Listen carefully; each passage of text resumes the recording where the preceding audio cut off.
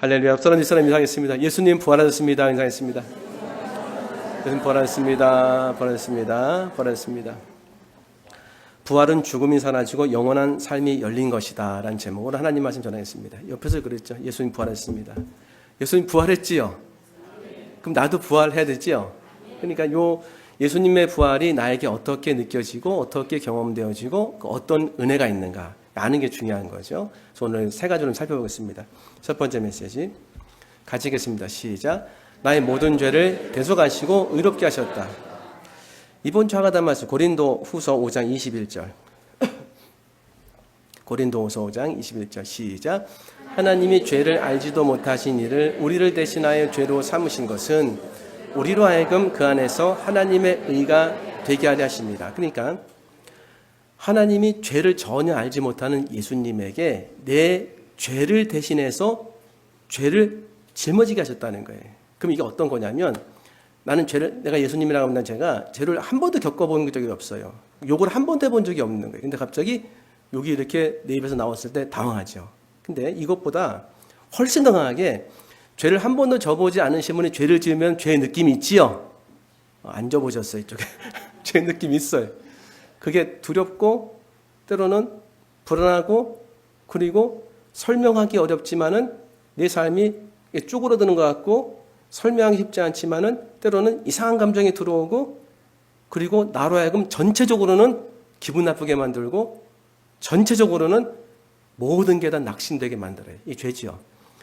그러니까 이 죄를 한 번도 겪어보지 않은 예수님이 내 죄를 짊어지고 받으셨다는 것은 법적으로만 받으신 것이 아니라 진짜 내 마음의 모든 것을 다 가져오셨다는 거예요. 받으셨다는 똑같이. 내가 예를 들어서 누구를 때렸다, 뭐 거짓말했다, 아니면 뭐 가져왔다 할 때 그 느낌 그대로를 다 받으신 거예요. 다른 말로 하면 내가 되신 거예요. 내가. 근데 여기서 끝난 게 아니라 우리 대신하여 죄로 삼으신 것은 우리로 하여금 그 안에서 하나님의 의가 되려 하심이라. 그러니까 나의 모든 죄를 예수님이 가져가시고 대신 자신의 완벽한 33년의 삶, 한 번도 죄를 짓지 않은 그 마음을 내게 주셨대요. 그래서 법적으로 일단 선언을 너는 하나님의 의로움이 됐다. 이렇게 칭해 주셨어요. 이걸 뭐냐면 칭이라고, 칭이. 다 같이 칭의. 근데 예수님이 있다고 하면 진짜 있는 거죠. 너 깨끗해졌다면 진짜 깨끗해진 거죠. 전능하신 말씀이기 때문에. 그러면 이게 실존적으로 나에게 어떻게 겪어지나, 어떻게 경험되나. 아마 얘기하면 될걸요. 이거는 금방. 그러니까 이 십자가 안에서 위에서 예수님이 나와 함께 있을 때 내 죄를 가져가시고 그리고 예수님의 의로움을 가져온 거예요. 그러면 내가 신앙생활 할 때 내 삶에서 예수님처럼 나타난 분이 계시죠? 한 번도 없습니까? 제가 있는지 알려드릴게요. 있는지 없는지. 신앙생활 하는데 그냥 그 남편과 아내가 자식들이 기도 열심히 하는데 나는 싫어요. 그게요. 그럼 맨날 핍박한단 말이에요. 이렇게요. 그죠? 막 뭐라고 말로 하고 뭐 집어 던지고 요즘은 안 그러겠지만은 막 그러면은 내 악독함이 다 들러 가는 거죠. 그럼 거기서 뭐가 나타납니까? 이런 게 날라올 수 있죠. 너도 잘해 하면서 이렇게. 근데 이런 게 날라오는 게 아니라 아무것도 안 날라와요. 어떻게 된 건가? 나는 막 악독한 말을 막 했는데 저분은 저 사람은 나에게 너무 선한 걸 주네요. 그럼 어떤 일이 벌어집니까? 내 악독함이 그한테 가고 그가 받게 되고 그 선함이 나한테 와요. 한 번도 안 겪어보셨어요? 안 겪어보셨다? 겪어봤을 거예요. 어느 순간에는 겪어봤을 거예요. 그래서 내가 어떻게 되나요? 이상하게 좀 새로운 마음이 들어오죠. 내가 이렇게 나쁜 말 하면 안 되는데 내가 이렇게 온전치 않으면 안 되는데 막 그렇죠. 예수님이 그런 은혜 주셨다고 생각하지 않습니까? 내 남편을 통해서 내 자식을 통해서 내 아내를 통해서 예수님의 역할을 하게 하신 것 같지 않으세요? 막 내가 쏟아붓는데 그는 받아가지고 자기가 지은 죄도 아닌데 잘못도 아닌데 그 화를 다 받아가지고 나한테 기도한다고. 하여튼 선하게 하면 할수록 더 느끼겠어요. 악하게 하면은 저도 인간이냐 하면서 그냥 아무것도 안 느끼는데 선하게 하면 할수록 너무 느끼는 거예요. 이거 왜 이렇게 됐을까요? 진짜 그렇게 됐다는 것을 성령께서 삶에서 알려주시는 거예요. 전가되는 전가. 그러니까 예수님 믿을 때 주여 믿습니다 잘하는 거예요. 때로는 악독함이 나타나는 것도 정상이에요, 정상. 근데 악독함이 예수님께 차마 못 가는 거지요. 예수님 믿는 사람에게 가는 거 아니에요. 그렇죠? 예수님 믿는 사람에게 가는 거 예수님께 가는 거예요. 근데 악독함은 다 쏟아붓는 거예요. 그 악독함이 예수님이 다 받으시는 거예요. 그리고 그 예수님이 그를 통해서 그 선함을 나타내시는 거예요. 그래서 어떻게 되나? 전가. 그래서 성경에서는 너 의롭게 돼서 머리로만 하는데 실제 삶에서 머리로만 할 수가 없어요. 몸으로 느끼는 거예요. 어떻게 저렇게 나를 대할 수 있지? 그러니까 만약에 우리가 예수님을 먼저 믿은 다음에 그 예수님과 비슷한 삶을 조금만 살면은 확 일어나는 거예요, 이런 게요. 무슨 말인지 아시겠죠? 확 일어나는 거예요. 그러니까 내가 산 게 헛된 게 아닌 거예요. 핍박받은 게 나를 통해 예수님의 온전함이 드러나는 거예요. 이게 십자가의 전가예요. 그래서 어떤 일이 벌어지냐면 예수님이 너는 의롭게 됐어. 이게 칭의. 그러면 믿는 자에게 성령님을 보내셔서 계속해서 변화시켜 주시고 성장시켜 주시고 깨끗하게 만들어 주시는 그 은혜가 뭐냐면 성화예요, 성화. 그렇죠? 성화를 실존적으로 이렇게 겪게 하는 거예요. 그러면서 깨닫게 되는 게 뭐냐면 야, 내 아내를 통해서 예수님이 내 더러움을 다 받으셨구나. 그렇죠? 내 남편을 통해서 다 이 못되고 악독한 걸 다 받으셨구나. 그리고 남편의 얼굴을 통해서 하나님의 성령께서 예수님 모습을 나타내 주셨구나. 남편이니까 좀 마음에 안 와닿습니까? 아내로 해야 되나? 그렇게 전가가 되는 거예요. 이게 가족뿐만 아니라 내가 핍박하는 사람이 강도가 높을수록 핍박을 받는 사람이 오히려 온전하면 확 느껴져 이렇게요. 원래 있으면 이렇게 있으면 없는 건 안 일어나면 있는 게 일어나는 거예요. 그러니까 예수님이 내 삶을 전가시켜서 나는 의롭게 되고 예수님은 나의 모든 더러움을 가져갔다는 것이 이렇게 겪게 되시는 거예요. 그래서 삶에서 무수히 많은 예수님의 역사가 일어나는 거지요. 십자가는 지금도 일어나는 거예요. 왜? 성령께서 십자가의 완성을 계속 보여주신 거예요. 너는 예수님을 통해서 깨끗해졌다, 거룩해졌다 하면서 누구의 공로인 줄 알게 되냐면 예수님의 공로인 줄 너무나 많은 사람을 통해서 알게 되는 거예요. 저 안에도 예수님이 계셨구나. 나의 악독함을 다 받았구나. 근데 결정적인 순간에 어떤 분은 그럴 수 있어요. 저도 그런 적이 있는 것 같아요. 예수님께만 화가 나는 거예요. 참아. 그런데 화를 내면 낼수록 신기한 일이 벌어지네요. 화를 막 극도로 내고 그 다음에 확 정신이 나가는데 회개가 나오죠. 화를 극도로 내면 회개가 나와요, 원래. 극도로 나면. 왜 그럴까요? 그 모든 일을 예수님이 하셨기 때문에 그래요. 은혜를 주시는 거예요. 내 악독함을 다 받으신 거예요. 실제로 예수님 십자가에 달리셨던 일이 뭐냐면 로마 군병들, 뭐 바리새인, 서기관들 다 악독하게 했잖아요. 다 나의 모습이 나타나는 거라니까요. 그래서 그걸 다 나의 그 악독함을 받으신 거예요. 그리고 한 번도 예수님은 그들의 저주의 말씀을 안 하셨어요. 왜? 예수님의 선함을 주시는 거예요. 이렇게 실존적으로. 나중에 다 깨닫게 되는 거죠. 우린 실존적으로 그걸 느끼는 거예요. 내가 예수님의 선한 옷을 예수님을 통해서 하나님 앞에 완벽하게 깨끗해졌다는 것을 알기 시작하는 거예요. 자, 그러면 처음부터 깨끗함을 주시면 안 되나? 아예 완전히 깨끗해서. 나를 완전히 깨끗하게 하는 거예요. 그러면 이게 문제가 있어요. 뭐냐면 내가 자유롭게 결정해서 내 온전한 의지를 갖고 하나님을 선택하고 하나님 믿고 하나님을 따르지 않으면 문제가 생겨요. 어느 순간에. 뭐 누가 막 옆에서 막 이렇게 강하게 해가지고 믿었다? 나중에 그게 문제가 돼. 왜? 이 사람 때문에 믿은 거예요. 나 의지는 여기 없었어요. 이런 것들을 살펴보기 시작할 때 지금 하나님은 삼위일체 하나님이죠. 나와 영원히 살려고 지금 계획하고 계신 거예요. 한순간만 사는 것이 아니에요. 그러니까 내 안에 완전하고 온전한 선택을 통해서 하나님을 만날 수 있도록 하나님 믿을 수 있도록 계속 그렇게 인도하시는 거예요. 왜 그럴까요? 우리가 성령님의 인도함 받으면서 나는 구원받고 깨끗해졌다고 하는데 왜 자꾸 죄를 짓습니까? 그래서 부족함을 느끼는 거예요. 그래서 하나님이 하나님 되심을 인정하게 하시는 거예요. 아니 그렇게 만드신 거 아니에요. 그게 원래 우리가 부족한 인간으로 살아가고 있었던 거예요. 그래서 그런 부족함 때문에 나는 혼자 살 수 없다는 것을 인식하고 인정하는 은혜를 받게 하시는 거예요. 이거 너무 중요합니다. 이거 지금 되어져 가는 중에 있는 분들 많아요. 신앙을 갖고 예수님 믿고 예배를 드리지만 여전히 내 인생의 주인은 나인 거예요. 이상하게 예수님을 따른다고 하지만 결정적인 순간에 예수님은 안 따르고 싶어요. 내가 살고 싶은 게 너무 많아요. 예수님이 온전히 맡겨지지가 않는 거예요. 왜 그럴까요? 아직 내가 내 삶의 중심에서 예수님께 맡기지 못하고 그분을 따라가지 못하는 것은 그분을 신뢰하지 못하는 부분이 조금이라도 있는 거예요. 사람은 원래 좋은 거 있으면 가게 돼 있어요. 그지요? 아니, 땅바닥에 돈이 여러 개 떨어져 있으면 제일 비싼 돈 줍지요? 가장 좋은 거 따라가게 돼 있습니다. 그만큼 하나님 걸 다 아세요. 그러니까 자발적으로 우리가 하나님을 따를 수 있도록 계속 은혜를 주시는 모습이 성령님이 지금 나를 인도하셔서 내 마음을 뜯어 고쳐가지고 다 부셔가지고 새롭게 만드는 게 아니라 지금 있는 상태에서 온전한 자발적 순종과 자발적 헌신과 자발적 믿음으로 나를 이끄시는 거예요. 이게 너무 귀한 인격적인 모습입니다. 너무 귀한 놀라운 모습이에요.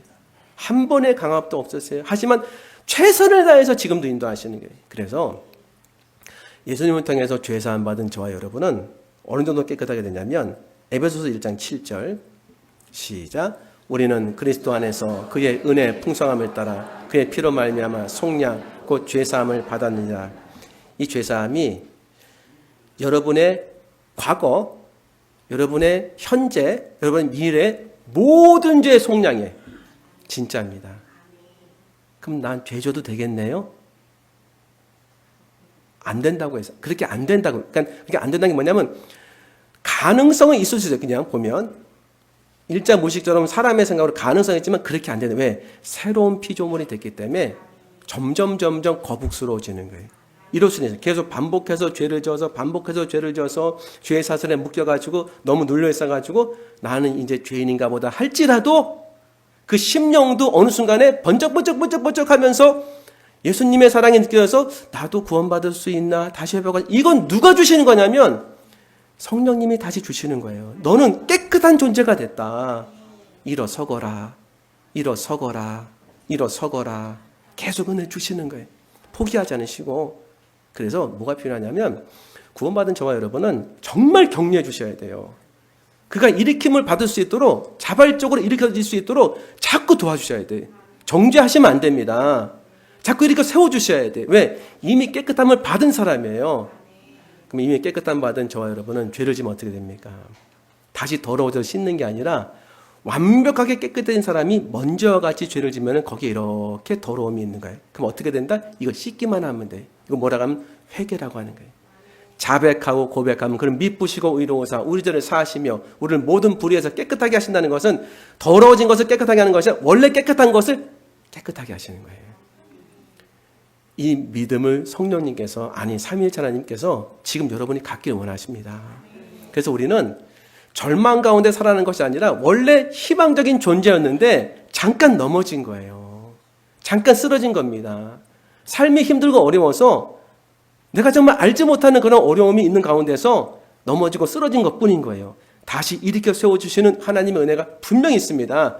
옆에서 일으켜 세워주셔야 돼요. 지금 순간적인 거라고.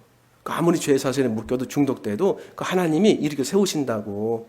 왜? 이미 깨끗한 존재이기 때문에. 할렐루야. 두 번째 메시지 같이 읽겠습니다. 시작. 부활의 첫 열매가 되셨다. 그러니까 예수님을 통해서 내 죄가 가고 그분의 선함이 나에게 오는 하나님의 정가는 실제 내 삶에도 지금도 일어난다. 성령께서 지금도 예수님과 같은 역할을 많은 사람에 의해서 나에게 은혜 주신다. 그 변화의 은혜가 크다. 두 번째는 왜 예수님 부활하셨나? 부활한 이유가 있겠죠. 고린도전서 15장 19절 같이 읽겠습니다. 시작. 만일 그리스도 안에서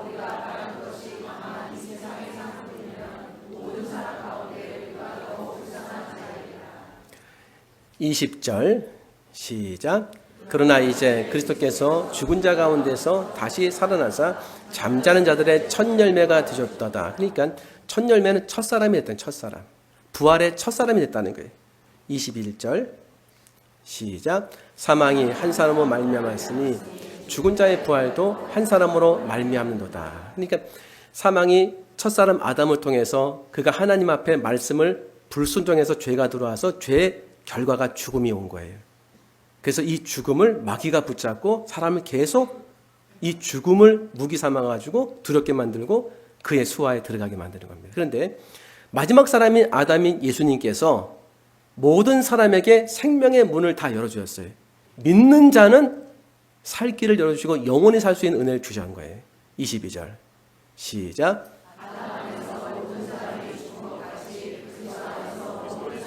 삶을 얻으리라.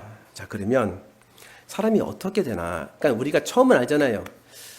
하나님께서 여러분 이 땅에 보내셨지요? 그렇죠? 그러면 우리는 어디에 있었을까요? 제일 처음엔요. 어머니 뱃속에. 그 이전에는요. 모른다. 하나님의 품 안에 있던 거예요.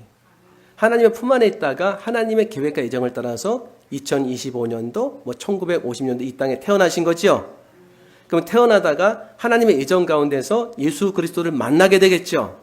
만나서 우리는 구원의 자녀가 돼서 하나님 앞에 죄사함 받는 칭의가 일어나겠죠? 성령님이 함께해서 성화가 일어나겠죠? 마지막 영화는, 그 마지막 영화가 남아있어요. 그 영화 뭐냐면, 이제 죽는 것부터 하겠습니다. 저와 여러분이 죽으면 제일 먼저 일어나는 현상, 내 영혼과 내 속사람과 내 육체가 분리되겠죠. 이거 죽음이라고 하잖아요. 그래서 내 육체는 땅으로 돌아가고 내 영혼은 어디로 갈까? 이게 중요한 거예요. 어디로 갈까? 하나님 심판대 앞에 서게 됩니다. 이 개인의 종말이라고 해요. 모든 사람이 하나님의 심판 앞에 딱 서게 돼 있어요. 그런데 이 심판 앞에서 심판을 피해갈 존재는 단 한 사람도 없습니다. 그런데 유일하게 심판을 받지 않는 대상이 있어요. 요한복음 5장 24절 시작. 진실로 진실로 너희에게 이르노니 내 말을 듣고 또 나 보내신 이를 믿는 자는 영생을 얻었고 심판에 이르지 아니하나니 사망에서 생명으로 옮겼느니라. 믿음은 말씀을 믿는 거예요. 그러니까 어떤 일이 예수님을 믿는 사람은 하나님을 믿잖아요. 하나님을. 그 다음에 예수님을 우리가 믿지요. 그러니까 나 보내신 이를 믿는 자는, 하나님과 예수님 믿는 사람은 영생을 얻었고 심판에 이르지 아니하니, 심판에 안 이른다는 거예요. 왜? 예수님이 나의 모든 죄를 십자가에서 대속해 주셨기 때문에. 하나님의 심판 다음에 심판은 뭐냐면 죄에 대한 심판입니다. 무슨 죄? 난 죄 지은 게 없는데요. 우리가 지금 하는 도덕적인 죄지요. 그 최상은 헌법이죠. 헌법 위에 또 헌법 위에 또 헌법 위에 제일 최상의 법은요, 하나님의 법, 말씀의 율법이에요. 하나님의 법을 어긴 게 죄란 말이에요. 이 죄에 대한 대가를 모든 사람이 다 받게 되어 있습니다. 이 죄의 대가는 죽음이거든요. 그러니까 하나님 심판 앞에서 내가 말씀을 거역하고 불순종하고 법을 어긴 죄의 대가에 죽음을 받아야 되는데, 그 죄를 누가 받으셨다? 예수님이 받으신 거예요. 내가 되셔서. 그렇기 때문에 나는 심판을 받는다 안 받는다? 안 받는 거죠. 그럼 어디로 가겠습니까? 예수님께서 십자가에 달릴 때 두 사람이 옆에 달렸습니다. 둘이 다 욕하다가 한 사람이 마음을 돌이켰어요. 예수여, 당신의 나라가 임하실 때 나를 기억하소서. 이게 예수님을 영접하고 예수님 믿겠다는 의지의 표현이었어요. 그때 예수님 무슨 말씀하셨다? 오늘 내가 나와 함께 어디? 낙원에 있으리라. 우린 죽으면 어디 간다? 낙원에 간다. 예수님은 금요일 날 운명하시고 토요일 날 주일까지 어디 계셨다? 낙원에 계셨다. 그 강도와 함께 낙원에 계신 거예요. 그럼 우리는 심판대를 거쳐서 어디로 간다? 낙원에 가는 거예요. 기억하세요. 이 낙원, 이 천국입니다. 낙원. 그런데 믿지 않은 사람은 어디로 가나? 누가 보면은 나사로와 부자 이야기했습니다. 둘 다 죽어요. 나사로는 예수님 믿었어요. 그래서 아브라함의 품 낙원에 있습니다. 이 부자는 예수님 믿지 않았습니다. 음부에 떨어졌다고 해요. 음부에. 이 음부가 지옥이죠. 이 음부에 떨어졌는데 놀라운 일이 있어요. 아니, 나사로를 다 보는 거예요. 죽은 다음에도 눈이 있어요. 죽은 다음에도 듣기도 안 해, 말하기도 안 해, 느끼기도 안 해. 오감이 다 살아 있습니다. 하나님이 저와 여러분이 죽었을 때에 영혼이 이렇게 여기서 또 돌아다니는 것이 아니라 하나님의 심판 앞에 딱 서게 해서 행선지는 딱 두 가지밖에 없어요. 음부와 낙원입니다. 그때 영의 몸을 우리가 받아요. 영의 몸을. 육의 몸은 다 얘기했잖아요. 이 영의 몸. 그러니까 흐물흐물되는 그런 영이 아니라 진짜 똑같은 영의 몸을 받습니다. 근데 이 영의 몸은 아직 부활의 몸은 아닌 거예요. 근데 이 영의 몸이 다 느끼는 거야, 똑같이. 생각하고 느끼고, 그 다음에 이 목마른 거 다 알고. 예수님께서 직접 드신 예화입니다. 이렇게 우리가 죽게 되면은 두 군데로 가는 거예요. 그러면 부활의 첫 열매가 되셨다. 예수님은 낙원에 살지만 그 낙원에 있는 존재들과 다른 그런 육체를 갖게 됐습니다. 그 육체가 뭐냐면 부활의 육체였어요. 다른 사람은 다 영의 몸만 갖고 있었습니다. 그래서 낙원에서 소망하는 거예요. 낙원에 있는 사람이, 이 천국에 있는 사람이 소망하는 겁니다. 온전한 천국의 형상은 예수님이 이 땅에 오실 때에 이 지구를 다 포함해서 온 우주가 악이 다 제거되고 새하늘과 새 땅이 왔을 때 참된 천국이 이 땅에 도래하는 거예요. 그래서 고린도전서 15장 50절에 보니까 어떻게 부활이 일어나는가? 시작. 형제들아, 내가 이것을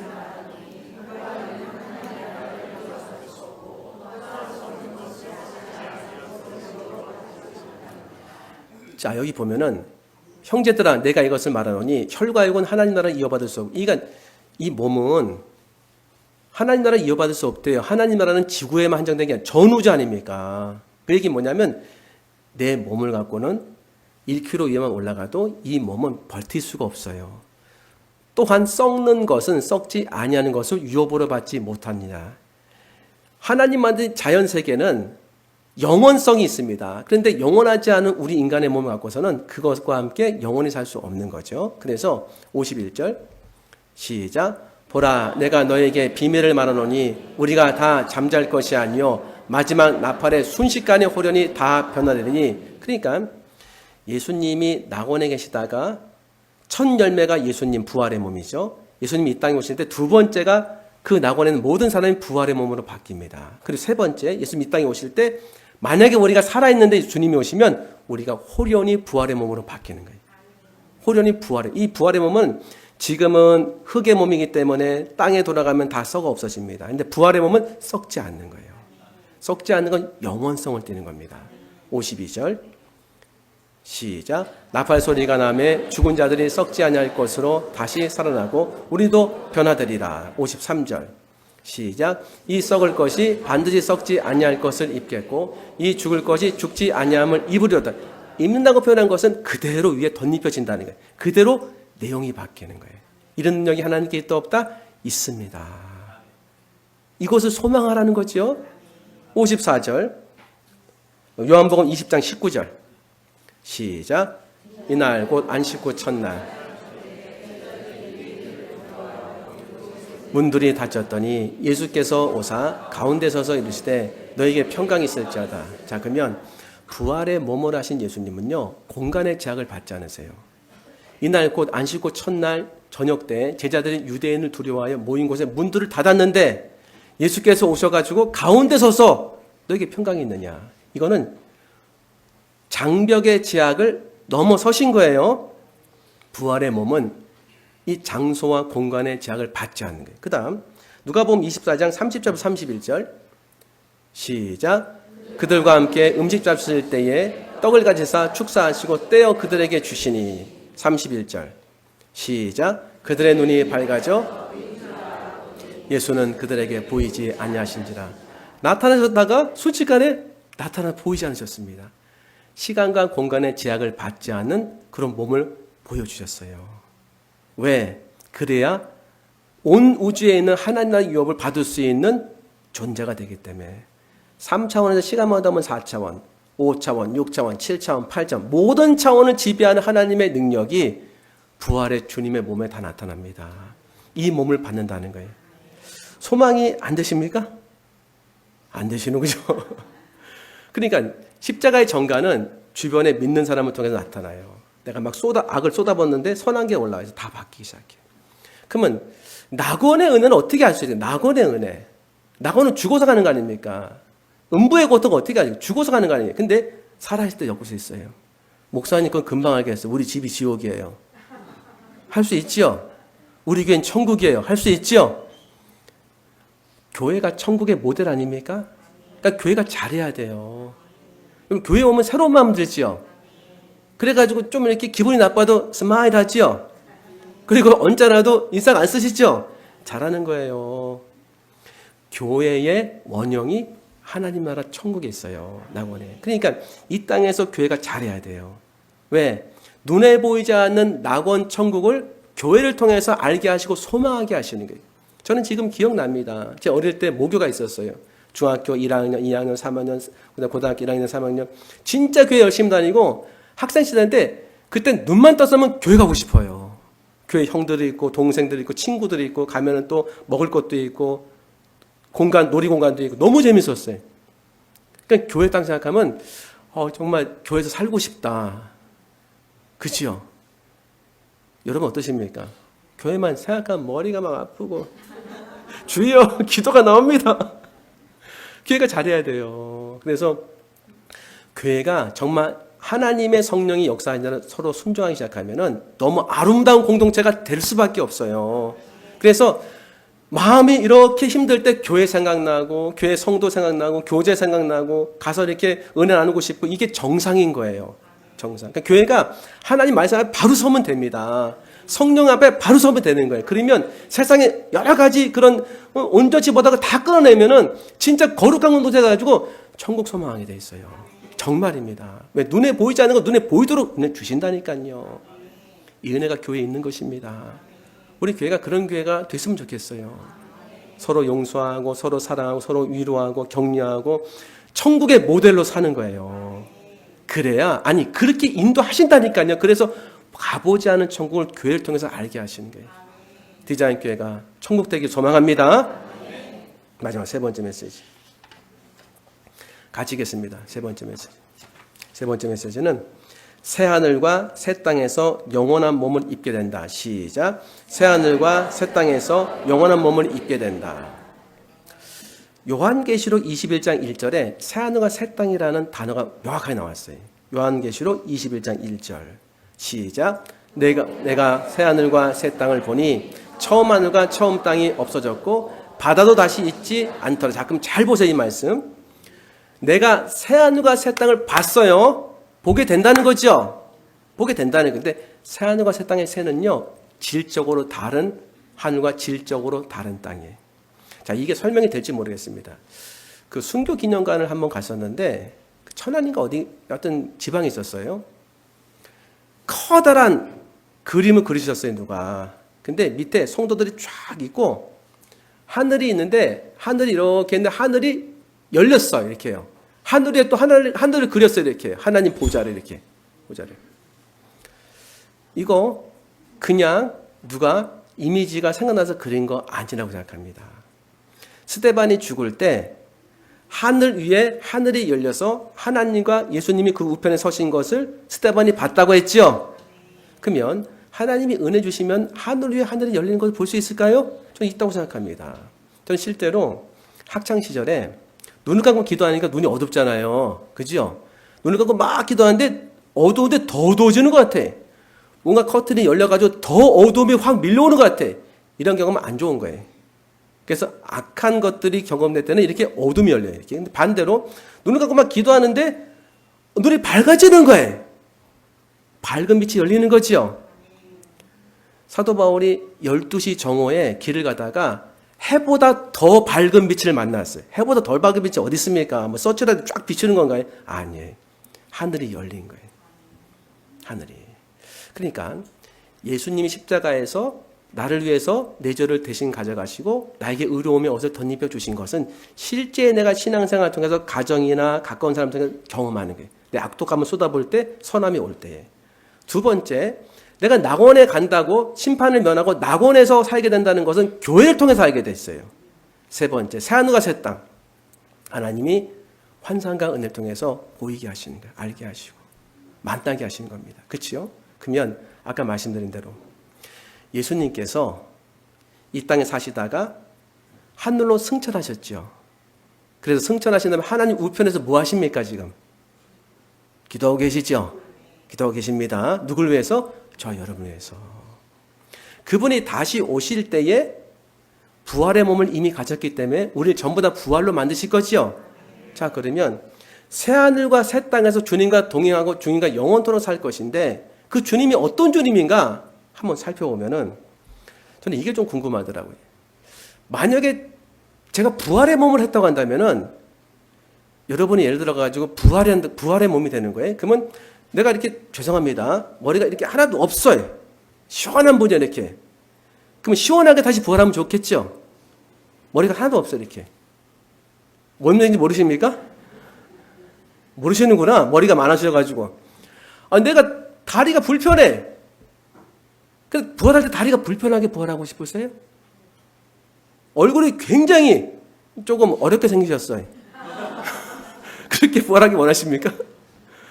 생긴 대로 부활하고 싶으세요? 아니죠. 근데 예수님은 생긴 대로 부활하셨어요. 아니, 왜 여기 못자국을 갖고 부활하셨어요, 이렇게? 다리에, 옆구리에 창자리를 갖고, 이거는 이상한 거 아닙니까? 마치 우리가, 나 머리카락 없이 부활할래요. 나는 다리 괜찮아요. 다 이렇게 삐어서 얼굴 그냥 생긴 대로 부활할래요. 이런 거랑 똑같은 거예요. 아니, 부활하면 우린 깨끗하고 완전한 몸으로 부활하길 소망하고 그렇게 하나님도 하실 거 아니에요. 근데 예수님은 왜 여기에다가 못자국을 이렇게 바꿔서 나오셨는가? 부활하신 몸으로 도마한테 그래, 여기를 봐라. 만져봐라, 내 손을. 그리고 의심하지 말라 그랬어요. 왜? 예수님은 얼마든지 완벽한 몸으로 부활할 수 있지만 예수님은 자발적으로 온전하지 못한 몸으로 부활하신 거예요. 왜? 내가 너를 사랑하는 예수란 것을 보여주시려고. 내가 너를 죽기까지 사랑해서 죽은 다음에도 사랑한다는 것을, 부활한 다음에 사랑한다는 것을 보여주시려고. 사람이 뭐 급할 때는 뭐 다 의지하고 맡기지만 급한 거 끝나면 마음이 돌아서잖아요. 예수님 그럴 일이 없겠지만 예수님 사역을 다 완전히 끝내셨어요. 그 다음에 자기의 완성을 다 끝내셨습니다. 안 믿어? 그 처단이다. 그렇지 않겠지만 부활도 예수님은 초라하게 부활하셨어요. 저는 이게 너무 참 감사하더라고요. 저는 이렇게 부활하고 싶지 않거든요. 영화롭게 부활하고 놀랍게 부활하고 제가 지금 160 좀 넘는데 한 190으로 부활해가지고 주여 하면서 덩크슛 막 쏘고 하고 싶은데 똑같이 부활하신 거예요. 왜? 이렇게 부활하신 몸으로 하나님 우편에도 똑같은 몸을 갖고 가셨을 거예요. 왜? 내가 너를 이렇게 사는 지금도 중보기도 한다. 너를 위해서 기도한다. 이 은혜를 주시는 거예요. 이 주님을 자발적으로 우리는 살면서 믿을 수밖에 없으실 거예요. 그리고 의지할 수밖에 없으실 거예요. 그리고 이 주님이 내 인생의 가장 귀한 분으로 자리매김할 수밖에 없으실 거예요. 왜? 제가 말씀드린 것보다 너무나 많이 그분의 인격과 그분의 마음을 알아가실 거기 때문에 그게 부활의 주님 만나는 겁니다. 오늘 이 부활의 주님 여러분 사랑하십니다. 본인이 그렇게 부활하셨어요. 우리는 찬란하게 부활하시킨 다음에 이 부활의 기쁨을 갖고 승리하시는 여러분들에게 소망합니다. 기도하겠습니다. 하나님 감사합니다. 주신 말씀 가슴에 품고 부활의 예수님과 영원토록 새하늘과 새 땅에서 사는 그 은혜 누리게 하여 주시옵소서. 감사하며 예수님 이름으로 기도합나이다. 아멘.